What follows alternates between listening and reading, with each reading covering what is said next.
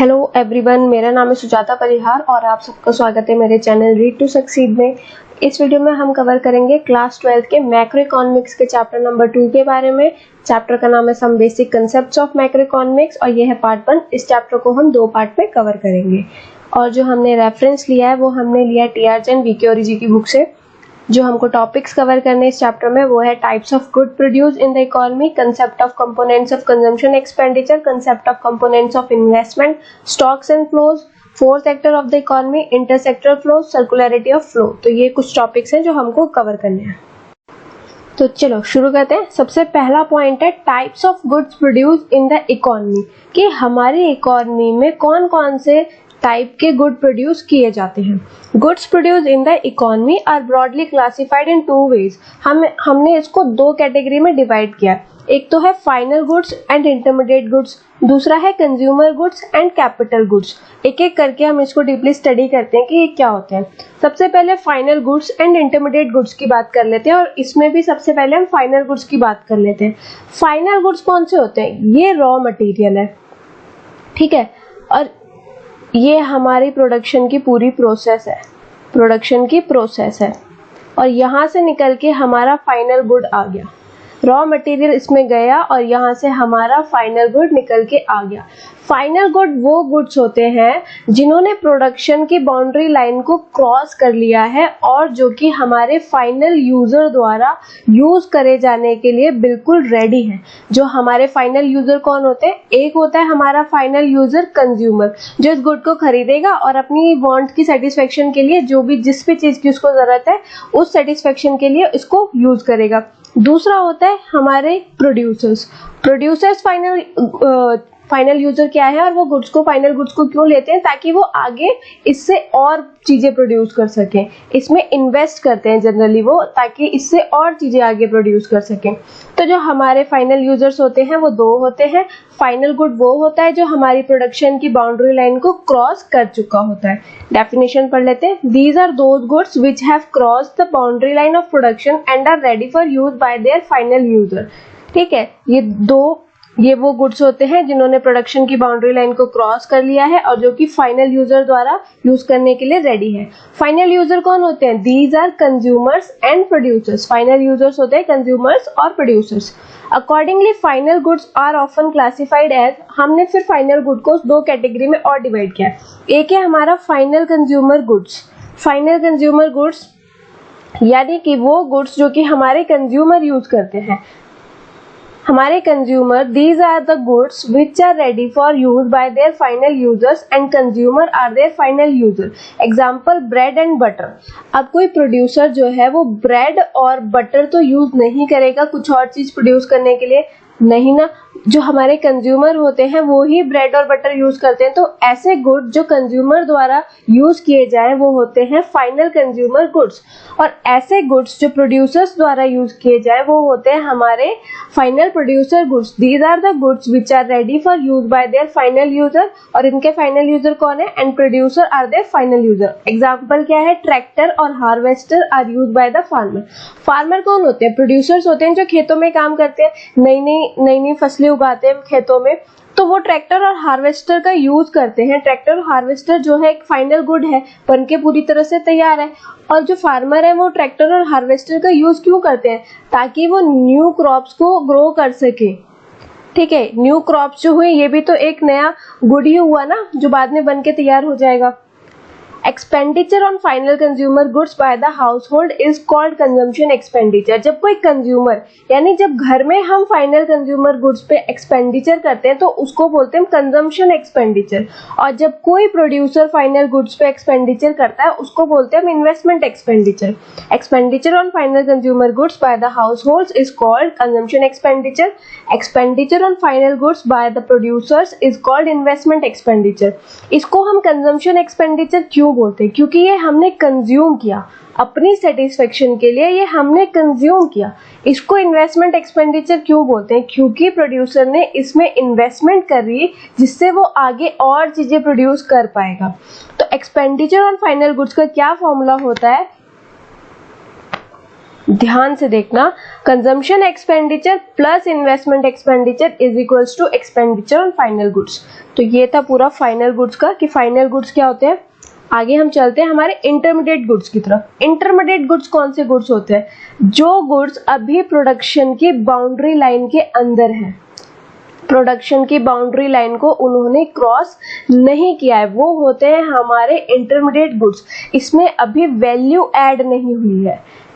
जो एक proper goods में वैल्यू ऐड होती है लास्ट में कि इसकी ये वैल्यू है, वो अभी उसमें ऐड नहीं हुई है, जो कि अभी हमारे फाइनल यूजर द्वारा यूज होने के लिए रेडी नहीं है। Intermediate goods are those goods which are within the boundary line of production. Value is yet to be added to these goods and these goods are yet not ready for use by their final users. Expenditure on intermediate goods by the producers during an accounting year is called, एक minute, जो हमारे producers expenditure करते हैं किसी भी final good पे एक accounting year में, उसको हम बोलते हैं इंटरमीडिएट कंजम्पशन और इंटरमीडिएट कॉस्ट। या तो इंटरमीडिएट कंजम्पशन बोलेंगे, इंटरमीडिएट कॉस्ट, कुछ भी बोल सकते हैं। जो प्रोड्यूसर ने एक्सपेंडिचर किया इंटरमीडिएट गुड्स को खरीदने के लिए, वो हो गया इंटरमीडिएट कंजम्पशन और इंटरमीडिएट कॉस्ट। और अगर हम if intermediate consumption is deducted from the value of output, we get gross value addition. अगर हम इंटरमीडिएट कंजम्पशन को वैल्यू ऑफ आउटपुट में से माइनस कर दे तो हमको ग्रॉस वैल्यू एडिशन मिल जाएगा, या ग्रॉस वैल्यू एडिड भी बोलते हैं उसको, और ग्रॉस प्रोडक्ट भी बोलते हैं, gross product of the producer.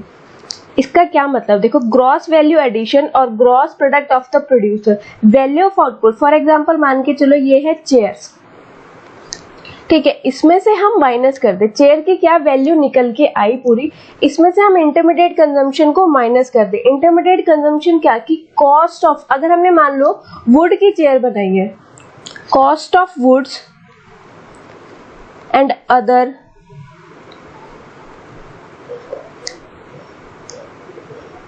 जो भी इसमें बाकी चीजें हमने जोड़ी है, अदर रॉ मटेरियल जो भी हमारी पूरी की पूरी चेयर बनाने के लिए यूज हुआ है, तो हम अगर चेयर की वैल्यू में से मान लो 300 हमारी चेयर है एक, और इसमें हमने जो यूज किया है प्रोडक्ट वो 100 रुपए का है, वो माइनस कर दें तो ये 200 रुपए जो हमारा निकल के आया, ये हमारा आया ग्रॉस वैल्यू एडिशन। क्या निकल के आया? ग्रॉस वैल्यू एडिशन, या फिर gross product of the producer. समझ आ गया होगा कि अगर हम पूरे टोटल चेयर की जो वैल्यू है उसमें से जो भी उसमें हमने मटेरियल यूज किया है, वुड्स यूज किया है, जो भी अदर चीजें यूज करी होंगी, फेविकॉल यूज किया गया या कुछ भी प्लास्टिक कुछ भी यूज किया होगा, तो हम वो सारी कॉस्ट उसकी माइनस कर देंगे अगर हम, तो हमारा ग्रॉस वैल्यू एडिशन निकल के आ जाएगा। चलो अब हमारा बी पॉइंट आता है कैपिटल गुड्स और कंज्यूमर गुड्स। कंज्यूमर गुड्स और कैपिटल गुड्स की ये क्या होते हैं? कंज्यूमर गुड्स कौन से होते हैं? कंज्यूमर गुड्स जैसे इसके नाम से ही है, जो गुड्स सिर्फ कंज्यूमर कंज्यूम करे, इसमें प्रोड्यूसर नहीं आता है, इसमें जो फाइनल यूजर होता है वो कंज्यूमर ही होता है, ठीक है, कंज्यूमर फाइनल यूजर है, इसमें प्रोड्यूसर नहीं आता। ऐसे गुड्स जो सिर्फ एक बार हम कंज्यूम कर ले, मतलब जो सिर्फ कंज्यूमर ही यूज करेगा। Consumer goods also called consumption goods, इनको हम कंजम्पशन गुड्स भी बोलते हैं। Are those goods which are directly use for the satisfaction of human wants, जो कि ह्यूमन की जो वांट्स होती है उसको सेटिस्फाई करने के लिए बनाए होते हैं। These are not use in the production of other goods, और ये गुड्स बाकी गुड्स प्रोड्यूस करने के लिए नहीं बनाए होते। Consumer goods are broadly classified into 4 categories. इसको हमने 4 कैटेगरी में डिवाइड किया है, पर इसका एक एग्जांपल लिख लो, आइसक्रीम। कंज्यूमर गुड का क्या एग्जाम्पल है? आइसक्रीम। आइसक्रीम जो है वो कोई और गुड प्रोड्यूस करने के लिए नहीं बनाया जाता, ये कंज्यूमर की डायरेक्ट वांट को सेटिस्फाई करने के लिए बनाया जाता है।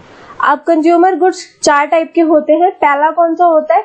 Durable goods. ड्यूरेबल गुड्स वो गुड्स होते हैं जिनका यूज हमने काफी सालों तक किया होता है, काफी टाइम तक इनका यूज किया होता है, और इनकी जो वैल्यू होती है वो भी काफी ज्यादा होती है। Durable consumer goods are those goods which can be used for several years and are of relatively high value.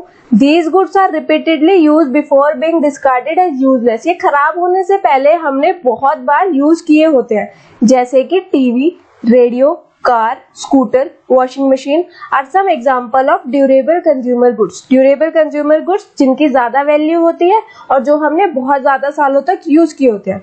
अगला आता है semi durable goods. Semi durable goods कौन से होते हैं? जिनकी वैल्यू 1 साल या उससे बिल्कुल थोड़ा सा ही ज्यादा हो. ठीक है, 1 साल या उससे थोड़ा सा ही ज्यादा हो और ज्यादा हाई वैल्यू ना हो और बस 1 साल या उससे थोड़ा सा ही ज्यादा हमने यूज किए हुए हो, वो होते हैं सेमी ड्यूरेबल गुड्स. जैसे कि कपड़े हो गए. Semi durable consumer goods are those goods which can be use for a period of 1 year और slightly more. These are not of very high value. इनकी ज्यादा हाई वैल्यू नहीं होती है. Clothes, furniture, crockery, electric goods, etc. are the example of semi-durable consumer goods. Non durable goods कौन से होते हैं, या फिर हम इसको बोल सकते हैं सिंगल यूज कंज्यूमर गुड्स. जैसा कि इसके नाम से बताया, ऐसे गुड्स जो सिर्फ एक बार यूज करने पे ही खत्म हो जाए, उनकी वैल्यू एक बार यूज करने पे ही खत्म हो जाए. जैसे कि ब्रेड है, आप लाए, आपने खाई, उसकी वैल्यू वहीं खत्म, उसको आप दोबारा यूज नहीं कर सकते. ठीक है. नॉन ड्यूरेबल और single use consumer goods are those goods which are used up in a single act of consumption. For example, the bread that you eat is used up in a single act of consumption. The same bread can not be used again. Also these goods are of relatively low value, और इनकी जो value होती है वो लो होती है. अब example क्या क्या? इंक, डोमेस्टिक एलपीजी जो हमारे घर में गैस है, milk, petrol are some other example of non durable और single use consumer goods. Services क्या होती है? सर्विसेज भी वही होती है जो ह्यूमन वांट्स को सेटिस्फाई कर पाए. ये देखो, ये मटेरियल गुड्स नहीं होते. ठीक है, इसमें हमको कोई चीज नहीं मिल रही है, लेकिन हमको सर्विस मिल रही है. आप डॉक्टर के पास गए, आपकी तबीयत खराब थी, डॉक्टर ने आपको मेडिसिन दी, आपकी तबीयत ठीक हो गई, तो डॉक्टर ने आपको क्या प्रोवाइड किया? सर्विस प्रोवाइड करी. ठीक है. या आपके घर में कोई सर्वेंट है. ठीक है, सर्वेंट है आपके घर में कोई भी, तो उसने आपके लिए हेल्प करी आपके घर के कामों में, तो उसने आपको क्या प्रोवाइड किया? सर्विस प्रोवाइड करा. Services are those non material goods which directly satisfy human wants. ये नॉन मटेरियल गुड्स होते हैं, लेकिन ये डायरेक्टली ह्यूमन वांट्स को सेटिस्फाई करते हैं. जैसे कि few example of services are the service of a doctor, lawyer, domestic servant, etcetera. ठीक है, तो ये होते हैं हमारे कंज्यूमर गुड्स. अब आते हैं कैपिटल गुड्स. कैपिटल गुड्स वो गुड्स होते हैं जो कि बहुत सालों तक यूज होते हैं और जो अदर गुड्स को प्रोड्यूस करने के लिए भी यूज होते हैं. जैसे कि मशीन्स हो गई, ये हमारे बहुत साल तक यूज होती है और इनसे हम अदर गुड्स को भी प्रोड्यूस करते हैं. और कैपिटल गुड्स वो गुड्स होते हैं जिनमें डेप्रिसिएशन लगता है टाइम टू टाइम, यानी कि उनकी जो वैल्यू है वो टाइम टू टाइम कम होती चली जाती है. Capital goods are those goods which are used in the process of production for several years and which are of high value. इनकी वैल्यू कैसी होती है? High. These goods are fixed assets. ये fixed assets होते हैं producers के. Use of these goods leads to depreciation. जितना use करेंगे उतना डेप्रिसिएशन लगता रहेगा. डेप्रिसिएशन क्या होता है? Loss of value of fixed assets when these are repeatedly use. जितना हम इनको यूज करते रहेंगे, इनकी वैल्यू में कमी आती रहेगी. एग्जाम्पल क्या हो गया? प्लांट और मशीनरी कैपिटल गुड्स का एग्जाम्पल है. अब देखो आगे क्या है हमारा सेकेंड पॉइंट कि concept of components of consumption expenditure. Concept और कंपोनेंट्स क्या है कंजम्पशन एक्सपेंडिचर के? कंजम्पशन एक्सपेंडिचर क्या है कि हमारी इकोनॉमी ने एक साल में या एक अकाउंटिंग पीरियड के दौरान कितना कंजम्पशन किया. हमारे जो कंज्यूमर्स हैं उन्होंने एक साल में कितना कंजम्पशन किया गुड्स का. Consumption expenditure refers to aggregate consumption expenditure in the economy. ठीक है, जो एग्रीगेट है, एग्रीगेट बताना है हमें. Aggregate consumption expenditure in the economy कितना हुआ, हमारे कंज्यूमर्स ने कितना कंज्यूम किया. अब हमारे कंज्यूमर्स कौन कौन है? हमने कंज्यूमर्स को 3 कैटेगरी में डिवाइड किया. एक है हाउस होल्ड, जो कि होते हैं हम लोग. ठीक है. दूसरा होता है गवर्नमेंट. गवर्नमेंट में कुछ ना कुछ कंज्यूम करती है. ठीक है. और तीसरा होता है जो नॉन प्रॉफिट ऑर्गेनाइजेशंस होते हैं, नॉन प्रॉफिट प्राइवेट इंस्टीट्यूशंस होते हैं, वो होते हैं household. देखो, who are the consumers in an economy? These are broadly classified as households, government, and non profit private institutions, जैसे कि एनजीओ हो गया, टेम्पल हो गए, मॉस्क हो गए, गुरुद्वारा हो गए एंड अदर्स। जो ये नॉन प्रॉफिट प्राइवेट इंस्टीट्यूशंस है, ये प्रॉफिट के लिए काम नहीं करते, ये इनका मोटिव नहीं होता प्रॉफिट कमाना, ठीक है। Households buy consumer goods for the satisfaction of their wants. Household जो होते हैं वो कंज्यूमर गुड्स क्यों खरीदते हैं? ताकि वो अपनी वांट को सेटिस्फाई कर सके। गवर्नमेंट क्यों खरीदती है? Government by consumer goods for distribution among defence forces, ताकि वो डिफेंस फोर्सेस में डिस्ट्रीब्यूट कर सके, या फिर फॉर मिड डे मील, जो मिड डे मील चलती है government, mid day meal scheme चलती है गवर्नमेंट स्कूल्स में, उसके लिए कुछ कर सके, या फिर जो कुछ और अदर पर्पसेस के लिए गवर्नमेंट कंज्यूमर गुड्स को खरीदती है। तो हाउसहोल्ड्स ने कंज्यूमर गुड्स खरीदे अपनी वांट को सेटिस्फाई करने के लिए, गवर्नमेंट ने खरीदे अपने डिफेंस फोर्सेस या गवर्नमेंट स्कूल्स के लिए, और जो नॉन प्रॉफिट ऑर्गेनाइजेशंस होती हैं उन्होंने कंज्यूमर गुड्स खरीदे चैरिटी के लिए। तो इन तीनों ने अपने अपने हिसाब से कंज्यूमर गुड्स को खरीदा। अगर अब हम इन तीनों को ऐड कर दें तो हमारा एग्रीगेट कंजम्पशन एक्सपेंडिचर निकल के आ जाएगा कि हमने एक साल में कितना कंजम्पशन किया। Consumption expenditure by the households plus consumption expenditure by the government plus consumption expenditure by the non profit private institutions, इन सबको प्लस कर देंगे तो एग्रीगेट कंजम्पशन एक्सपेंडिचर निकल के आएगा। यही था हमारा पूरा टॉपिक कि concept and components of consumption expenditure क्या है। कंजम्पशन एक्सपेंडिचर वही है कि हमारे कंज्यूमर्स ने एक साल में कितना कंज्यूम किया कंज्यूमर गुड्स को। चलो नेक्स्ट पॉइंट देखते हैं, third point, concept and components of investment, कि इन्वेस्टमेंट का क्या कॉन्सेप्ट है और इसके क्या कंपोनेंट्स है। Capital is an important factor of production. Capital जो होती है वो प्रोडक्शन के लिए बहुत इंपॉर्टेंट फैक्टर होता है। कैपिटल जो होती है वो स्टॉक होता है फिक्स एसेट्स का। किसका स्टॉक होता है? फिक्स एसेट्स का। फिक्स एसेट्स जैसे कि प्लांट एंड मशीनरी हो गए, इन सब चीजों का स्टॉक होता है हमारा capital. It is a stock of the produce means of production, उन चीजों का स्टॉक जो कि और चीजें प्रोड्यूस करने में हेल्प करे। It is a stock of those man made goods which are used for further production. Capital stock implies production capacity of the producer. Capital stock से हमें प्रोड्यूसर की प्रोडक्शन कैपेसिटी के बारे में पता चलता है। जितना ज्यादा कैपिटल स्टॉक होगा प्रोडक्शन कैपेसिटी भी उतनी ही ज्यादा होगी। Larger the capital stock with the producer, greater is their capacity to produce goods and services. जितनी ज्यादा प्रोड्यूसर के पास मशीन होगी उतनी ज्यादा वो प्रोडक्शन कर पाएगा, ठीक है। अगर उसके पास कम मशीन होंगी तो वो प्रोडक्शन भी कम करेगा, ठीक है। तो ये होता है producer always try to increase their capital stock. तो प्रोड्यूसर जो होता है वो अपना कैपिटल स्टॉक को हमेशा इंक्रीज करने की कोशिश करता है, so that their capacity to produce increase over time, ताकि जो उसकी कैपेसिटी है प्रोड्यूस करने की और गुड्स को प्रोड्यूस करने की वो बढ़ती रहे। Increase in the stock of capital during the year is called investment. जब उसके स्टॉक में इंक्रीज आता है, अगर उसने मशीनरी खरीदी, उसके स्टॉक में इंक्रीज आया, इसको हम बोलेंगे इन्वेस्टमेंट, यानी कि उसने इन्वेस्टमेंट करी फिक्स एसेट्स में। तो increase in the stock of capital during the year is called investment during the year. अब देखो उसको फॉर्मूला क्या है, I is equals to delta के। आई यानी इन्वेस्टमेंट, के यानी कैपिटल स्टॉक और डेल्टा के, डेल्टा यानी change in capital stock during the year. तो ये इसका फॉर्मूला है, change in the stock of capital. Change in stock of capital इसको हम क्या बोलते हैं? Capital formation. इसको हम कैपिटल फॉर्मेशन भी बोलते हैं। Investment has two components. Investment के दो कंपोनेंट होते हैं, एक फिक्स्ड इन्वेस्टमेंट होती है, दूसरी इन्वेंटरी इन्वेस्टमेंट होती है। फिक्स्ड इन्वेस्टमेंट क्या होती है? फिक्स्ड इन्वेस्टमेंट वो होती है जो कि हम स्टॉक में करते हैं फिक्स्ड एसेट्स के। Fixed investments refers to increase in the stock of fixed assets of the producers during an accounting year. यानी कि उसने कितनी फिक्स्ड इन्वेस्टमेंट करी, यानी कि उसने कितने फिक्स्ड एसेट्स खरीदे एक अकाउंटिंग ईयर में। Expenditure of the producers on the purchase of fixed assets or capital goods like plant and machinery causes fixed investment। जो भी expenditure हमने fixed assets पे किया, यानी कि plant and machinery पे किया, वो हमारी fixed investment होगी।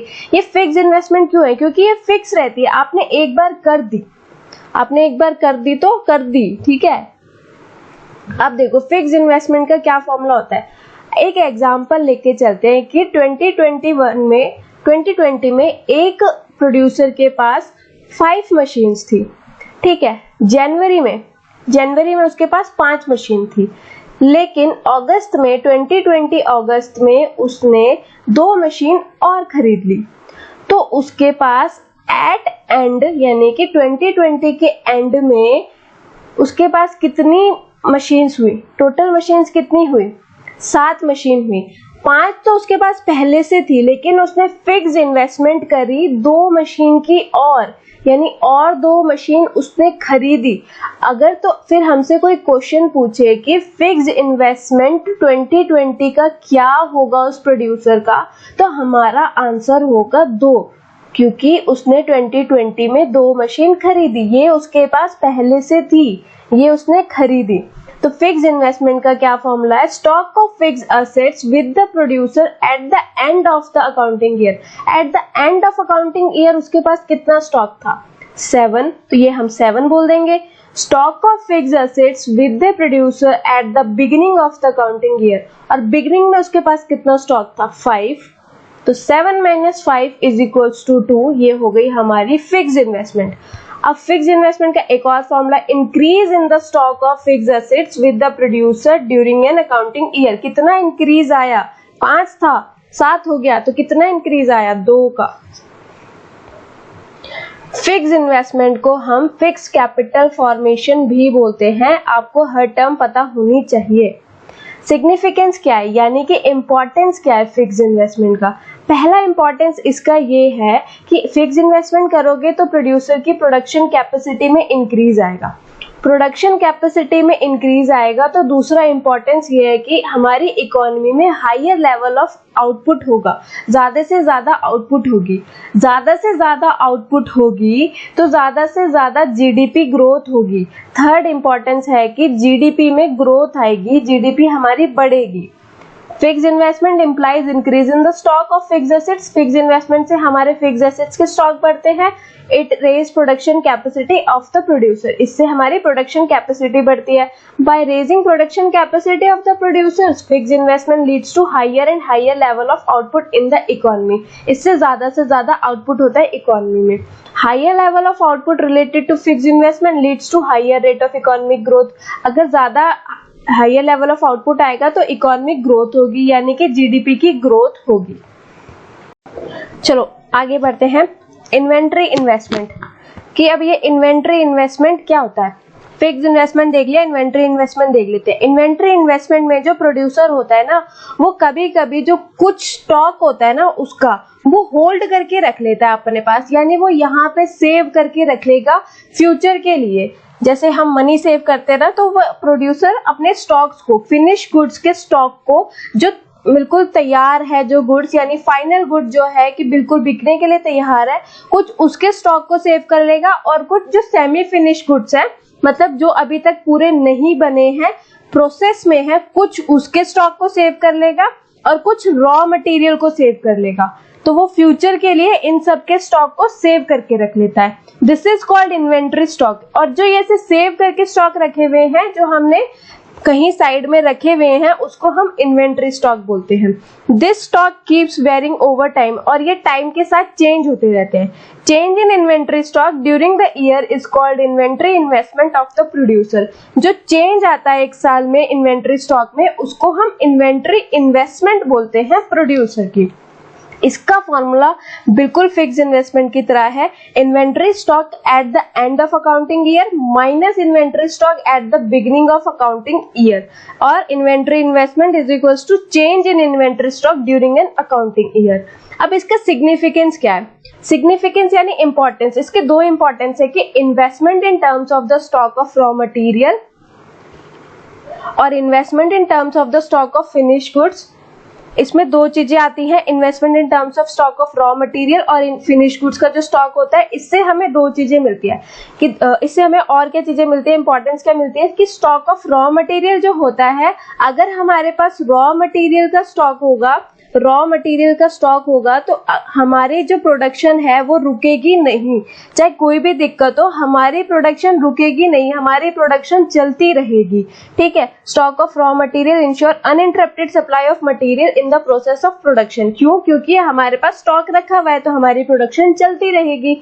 Abundant stock of raw material reduce day to day dependence of the producer on the market. अगर हमारे पास रॉ मटेरियल का स्टॉक रहेगा तो हमें market per day to day चीजों के लिए डिपेंड नहीं रहना पड़ेगा, क्योंकि अनसर्टेनिटीज मार्केट, जो भी मार्केट में अनसर्टेनिटीज होती हैं वो हम अवॉइड कर सकते हैं। मान लो कभी किसी प्रोडक्ट का प्राइस बढ़ गया मार्केट में, लेकिन हमारे पास पुराना स्टॉक उसका पड़ा हुआ है, तो हमें उस बढ़े हुए प्राइस से डील करने की जरूरत ही नहीं है। और stock of finish goods enable the producer to exploit potential demand for their product in the market. In the absence of abundant stock domestic producer may lose potential demand for their product to the rival producer in the international market. अगर उसके पास finish goods का proper stock रहेगा तो उसके stock में, मतलब जो मार्केट में उसके प्रोडक्ट की डिमांड में ज्यादा कमी नहीं आएगी। अगर उसका स्टॉक ही खत्म हो गया, उसके पास फिनिश गुड ही नहीं बचा, तो मार्केट में उसके प्रोडक्ट की डिमांड में अपने आप कमी आ जाएगी, और जो उसका दूसरा प्रोडक्ट होगा, ऑल्टरनेटिव प्रोडक्ट होगा इंटरनेशनल मार्केट में, उस प्रोडक्ट की डिमांड बढ़ जाएगी। क्योंकि जब उसके खुद के प्रोडक्ट का स्टॉक खत्म हो गया है तो दूसरे प्रोडक्ट की डिमांड बढ़ना तो नॉर्मल सी बात है। देखो, अब ग्रॉस इन्वेस्टमेंट क्या होती है? जो भी हम फिक्स एसेट्स और इन्वेंट्री स्टॉक पे इन्वेस्टमेंट करते हैं वो होती है हमारी ग्रॉस इन्वेस्टमेंट। कि एक पर्टिकुलर ईयर में हमने फिक्स एसेट्स और इन्वेंट्री स्टॉक में जितनी भी इन्वेस्टमेंट करी, एक्सपेंडिचर करा, वो हो गए हमारी ग्रॉस इन्वेस्टमेंट। तो gross investment is equals to expenditure on the purchase of fix assets during the accounting year plus expenditure on the inventory stock during the accounting year.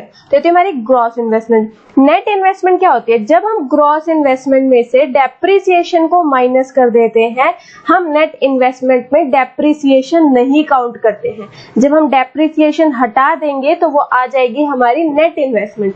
तो gross investment minus depreciation is equals to net investment.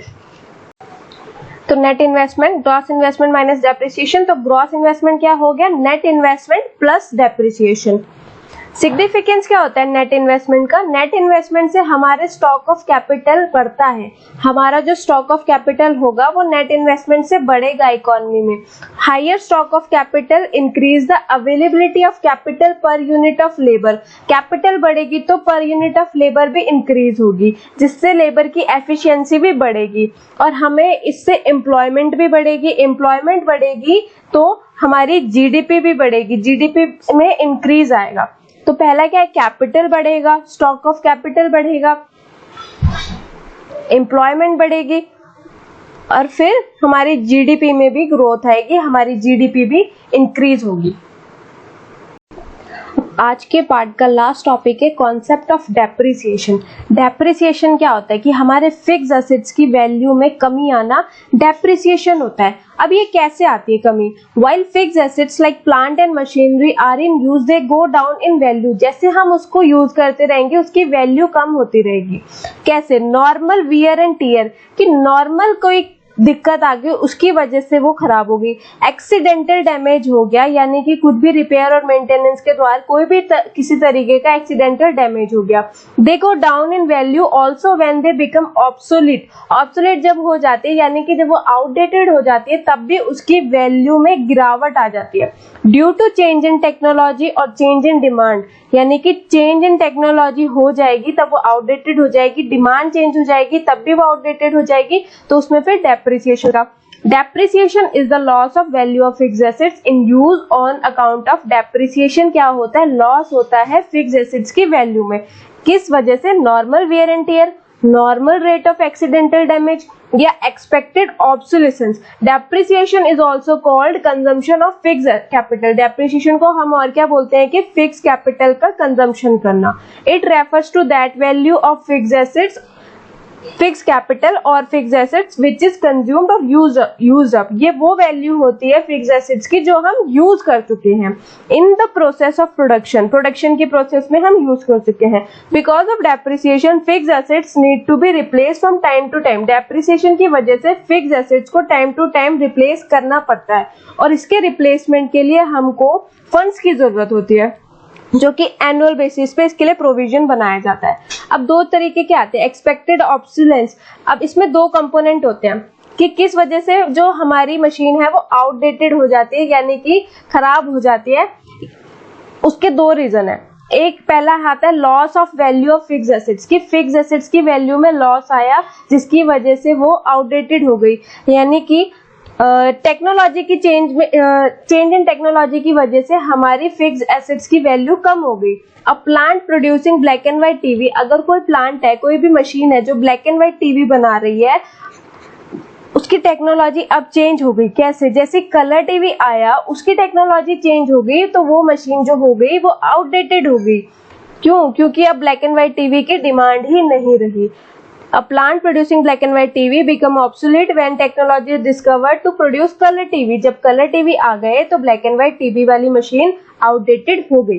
Loss of value of fixed assets when these become obsolete, outdated owing to change in demand. अगर demand में change आएगा तब भी fix assets की value में loss होगा और वो ऑब्सोलेट या आउटडेटेड हो जाएगी। जैसे कि कोई प्लांट है जो रबड़ के शूज बना रहा है, रबर शूज बना रहा है, तो वो कब ऑब्सोलेट होगा? जब रबर डिमांड जो है वो रबर शूज से लेदर शूज में चली जाएगी, शिफ्ट हो जाएगी।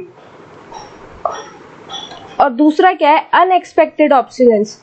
एक तो होता है एक्सपेक्टेड कि ऐसा हो सकता है, दूसरा अनएक्सपेक्टेड। अनएक्सपेक्टेड क्या है? जैसे कि अर्थक्वेक आ गया, फ्लड आ गया, फायर आ गया, इन सब चीजों की वजह से हमारी जो मशीन है वो खराब हो गई, उसमें कुछ कमी आ गई जिसकी वजह से उसमें डेप्रिसिएशन लग गया, उसमें वैल्यू में उसकी कमी आ गई जिसकी वजह से डेप्रिसिएशन हमको लगाना पड़ा। या फिर मार्केट में fall in market value of the assets when there is economic recession, economic recession की वजह से उस असेट की मार्केट वैल्यू में गिरावट आ गई। Loss of value of fixed assets owing to unexpected obsolescence is called capital loss. Unexpected reason की वजह से जो भी लॉस होता है हमारे असेट में वो कैपिटल लॉस कहलाया जाता है। These losses are not a part of depreciation, और ये डेप्रिसिएशन का पार्ट नहीं होते हैं। ये नोट है कि only expected obsolescence is considered for the estimation of depreciation. Expected losses ही आते हैं, अनएक्सपेक्टेड लॉसेस नहीं आते हैं डेप्रिसिएशन को कंसीडर जब हम करते हैं तब। तो थैंक यू सो मच ये वीडियो देखने के लिए। अभी पार्ट 2 आएगा, पार्ट 2 भी जरूर देखना। Thank you so much.